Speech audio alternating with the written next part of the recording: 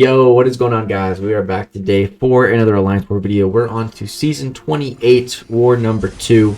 And I hope you guys are enjoying this season so far. I am. It's been really good to just be back in a hardcore alliance, especially for Loki. I love these guys.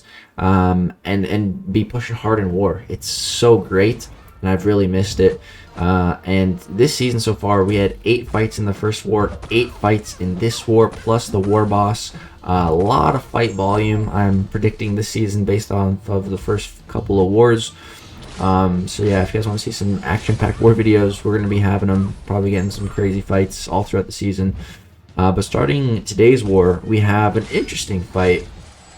So this has vigorous assault. Basically, whenever she has a regeneration buff, she is unblockable. And Angela ends up having the regen buff for the entire fight. So I pretty much just don't parry or anything. I just intercept pretty much only and bait specials, and yeah, we full yellow bar. Didn't even get tickled by her, even though she was unblockable. Didn't end up mattering. I guess that's why they placed her here, which makes sense, but at the end of the day, it's just an unblockable Angela. You know, it's not that scary. And yeah, after the Doom Cycle combo, she is just dead. She doesn't even live through that combo. So off to a literal perfect start, full health still. Next up, he removed the Tigra, and then my buddy here places a guidance for me. Really helpful because this node has masochism, so that's going to make this just able to parry her, which takes away. It's just a regular Tigra fight now. You know, as long as you know how to fight Tigra, you should be fine. So the nice thing here is I'm going to be able to go for a heavy attack, and I can fully charge because there's so much time. Limber is not affected. Limber does not affect the passive stun from the Wags pre-fight, so that's really nice. And yeah, it allows me to do this right here. You'll see I go medium into heavy attack, which I tried to do that last war, and I almost ended up taking an L3 for it. Because when you're facing Alliance War opponents, it doesn't matter if there's Limber on the node or not. Usually at the top, they have at least 1 point in the Limber Mastery. Usually they have it maxed when they place defense in these Master level wars. That's what we're supposed to be placing with anyways. I always do. Because it can really mess someone up. And yeah, so you never want to go medium into a heavy attack against anyone who has like masteries equipped. You know, like that's gonna have Limber in an alliance where everyone you should just assume that everyone does have it. So yeah, coming back to an alliance, I've just been fighting, non-mastery kitted opponents.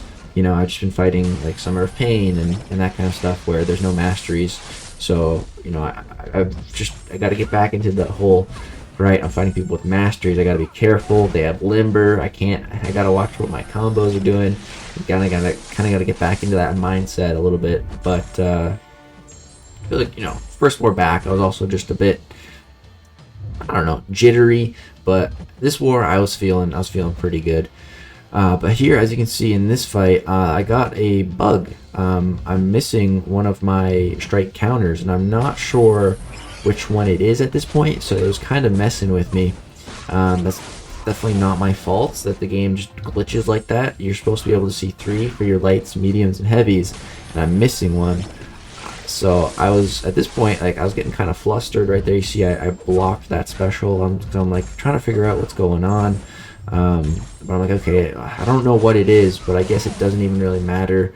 Let me just keep throwing my specials, keep doing damage. It's okay if she gets a couple Furies, and we get her down. Just kind of an annoying bug. It didn't affect things too much, but it's just like in the fight, you're trying to keep track of your all your hits, and if one of the counters just all of a sudden disappears, it's like, well, that kind of to hanker on things. But we got through it just fine. Next up, we're pulling onto Path 5 in Section 2.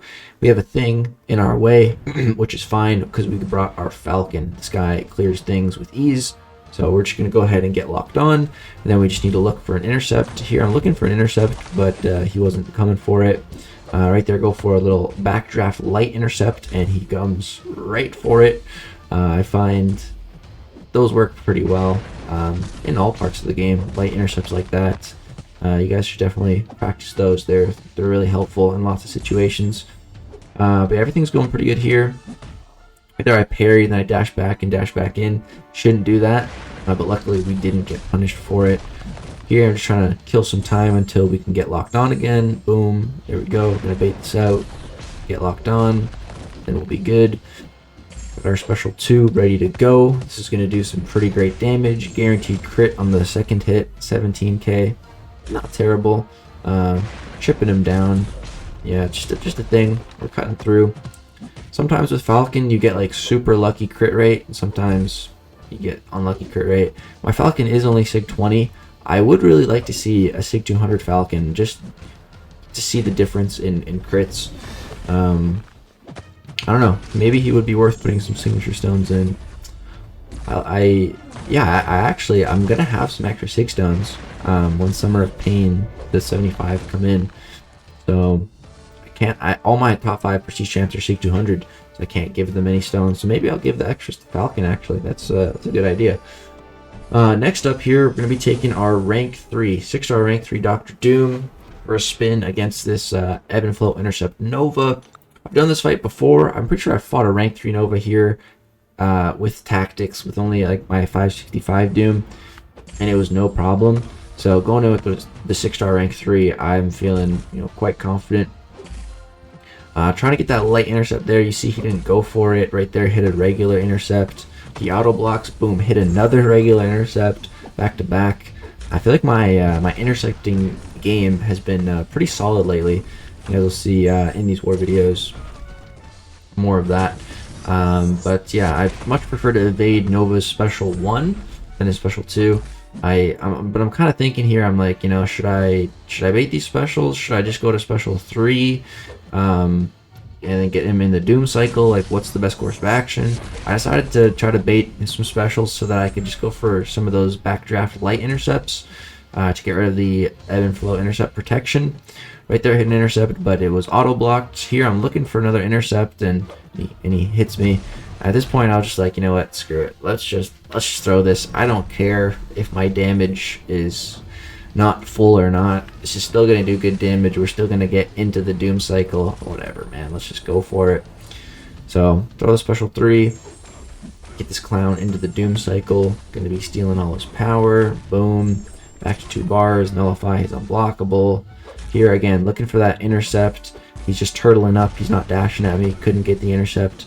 Like, okay. I think right here we throw the special 2. It's not gonna do a lot because it's unblockable. Nova gets like protection against unblockable specials, kind of weird. And then he throws his special 2. This fight could have gone so much better, but it's still not going like bad. It's just kind of slow. Here we finally hit another intercept without being auto blocked to get down the protection, and then we're just doing so much more damage. Throw a special 2 that's not unblockable, just destroys him. And yeah, finally got the ball rolling at the end of that fight there, but still, it's all good. We came out with a ton of health. Doesn't really matter. And then here was the final push of the war. It was just the mini bosses and the main boss left, and I had all these fights. So like, all right, perfect. I think I had just finished eating at this point some nice food. I had beef and shrimp with rice, teriyaki sauce. Oh man, it was good. Some sushi too. Fire. So I was fueled up, ready to finish off this war. Max boosted because my 6-hour boost unfortunately fell off. So I'm just boosting big. Put on a power start 1 boost because when I was assigned this Thor, this fight was looking a little, I don't know. I was a little unsure of it at first, and here I started taking a combo. That's fantastic. But yeah, I was unsure of this fight at first. But Tater said he was going to send me some gameplay of it. I was like, okay. So they sent me some gameplay. PWF tagged me 2 videos, and I looked at the time on both these videos. I was like, holy crap, like 4 minutes, like 3 minutes, like this looks like some long fights. Like, oh, this fight looks like it's going to be a pain. I kind of watched it, and I honestly, I'll probably watch for like a minute. I was like, okay, I think I get the gist. Just don't throw heavies. Just, we don't want to stun him. It's like, all right, so I just kind of jumped in here, just kind of going for it, just kind of going with my own strategy. And honestly, I just kind of went in here just to wing it. I was just like, all right, I'm just gonna go in here with Doom, play it nice and slow, do what I feel is right. And And that's the way I kind of like to take some fights sometimes. It's good to have like a plan going in, but you know, sometimes just kind of want to get into a zone, and once you get into that groove, you know, you figure the fight out. Sometimes I do that. Sometimes I go in with a plan. It depends, you know. I really wasn't scared even if this fight went bad, because, you know, worst case scenario, Thor goes to a special 3. He throws it. I checked. I think it was 20% damage cap. So a fifth of my health. Okay, that's nothing. And then, oh, what's he going to do after? Shock me? Well, I'm shock immune and I'm armor break immune. So what do I have to worry about? Even if I get hit by a special 3, I don't know. I probably wouldn't even die. I'd probably be fine. Probably could take more than one special 3. So I'm just, yeah, I'm really not worried about it. And besides, like, we're Doom. It's so easy to prevent an opponent from going to a special 3 with Doom. Yeah, right there, I intercepted him and I get auto blocked. But I had the Aura of Hazaroth up, so I resisted his puny special 1. That was the weakest punish I'd ever seen. Which was good, because I mean, it's kind of silly that you get auto blocked for intercepting, and it's a stunnable auto block too, but it's punishing you for playing well. I don't, that's, yeah, it's a weird one, but we end up getting him down 100 hits, took 7 hits, and we still came out of there with so much health. Like, Doom he's insane, man. Rank 3 Doom, super nice for Alliance War. So much health, so beefy. Man, it's nice. It's nice. I'm sure that guy with the rank 4 Doom, I wonder if he brings him to offense or defense. I'd probably park him on defense, actually. Probably be just overkill on offense. But next up here, we have a Professor X. We're going to be jumping in here. I got 3 minutes or 3 seconds left on this boost. I was like, ah, crap. I'll just throw on, I can throw on an invulnerability boost because I'm taking the Mojo boss next. And I need to save pre-fight for that fight. But we do have a guidance placed here, so that makes this fight a lot easier, so much easier.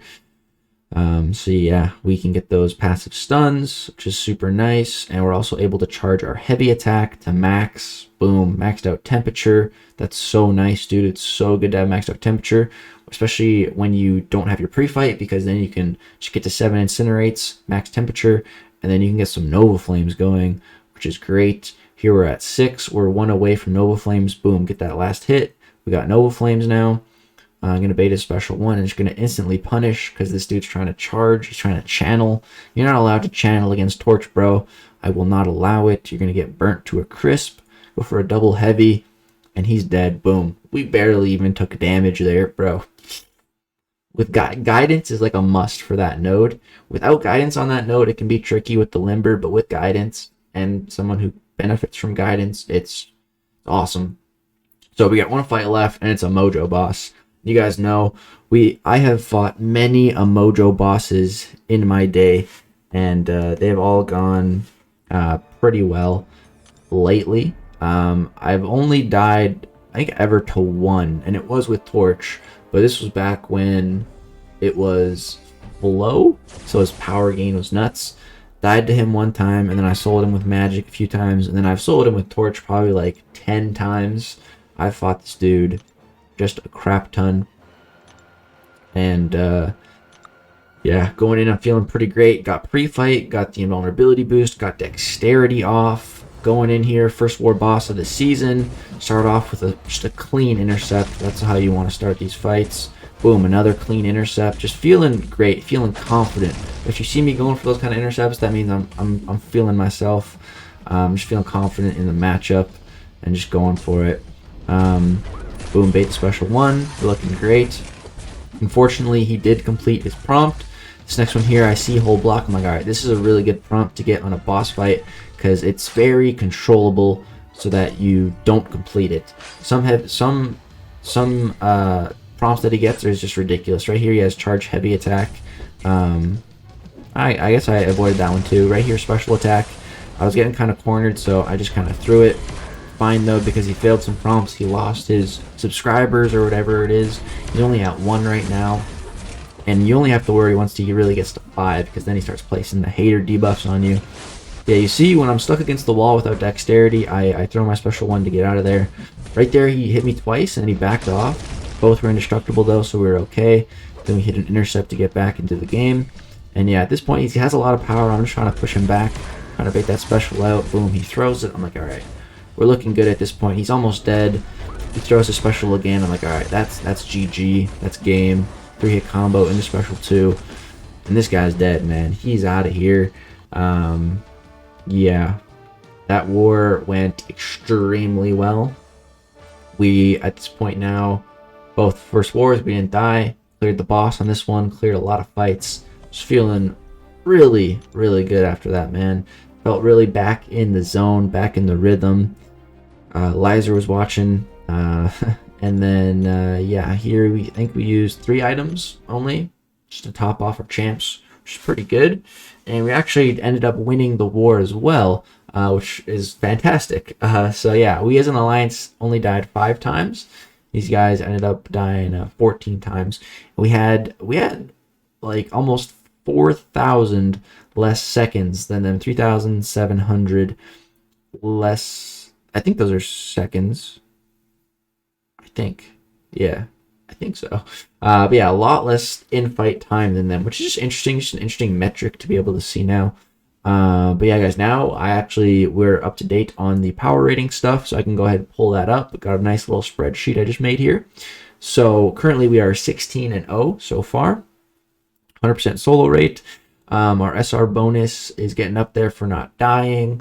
Our difficulty per fight is pretty high as well at a 1.3. That means the fights are quite difficult. That's because of the boss node. And our power rating is at 22 right now, which actually brings us first into BG3 and first overall in for Loki. And we're at 1 boss kill.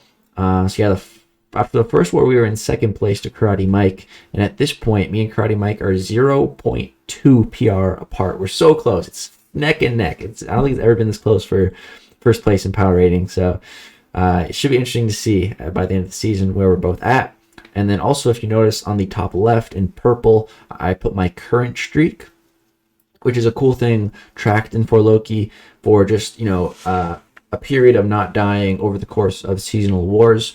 To put it into perspective, I think my best streak was 106, 107. That was during my best season. And then the all-time best streak right now is held by Lizer, and it's around the 200 mark. So, yeah, she's on a massive streak. So we got a long way to go to get to that point. Currently, we're at 74, but we're at a good spot. Definitely not bad.